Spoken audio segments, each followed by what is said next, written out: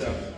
I'm fascinated with you because my best friend when I was a kid, like he worked, I guess like when he graduated high school, he's like 3 years older than me. And he would always talk about Providence. He would say like, I left New Jersey and I went, it's totally the West.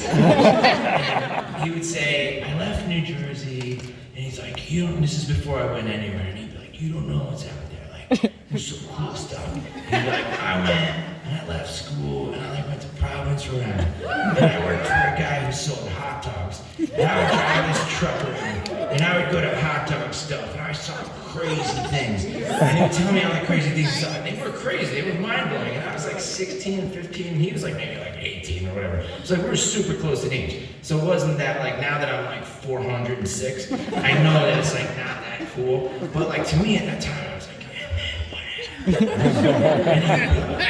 Providence, Rhode Island, they make hot dogs and diamonds and fire. And you'd just be like, and we would watch like, we would see like movies like the Basketball Diaries would come out and we'd be like, yeah, crazy Jim Carroll. You don't know the Basketball Diaries? Yep. Jim Carroll. Well, I have to rethink my entire life. I'm changing my social media presence immediately.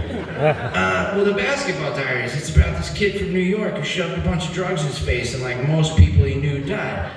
But he was a really good poet. And Leonardo DiCaprio played him, who probably also shoved drugs in his face, but wasn't quite as good of a poet. And that's what the movie's about. So.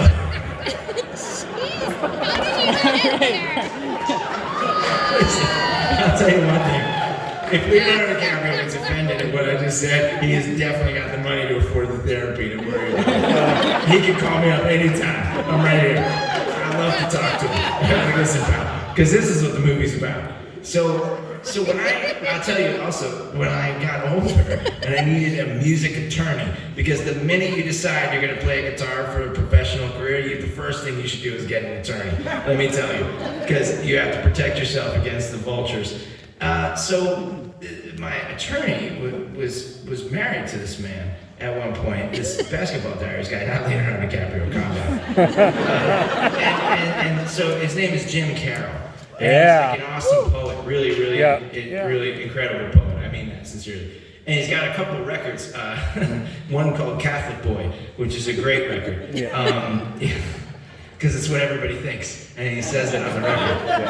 And he's got that one song like, these are people who died. Right, we're all my friends.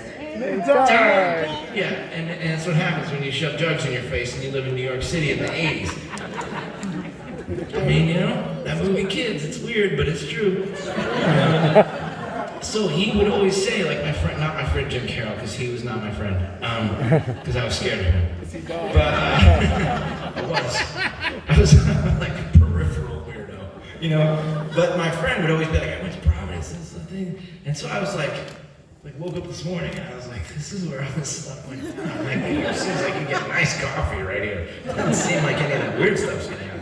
But you never know. But I that's why I like you guys. So you call up James and you tell him that, hey, James, Brian told us about you and thank you very much because he really liked us.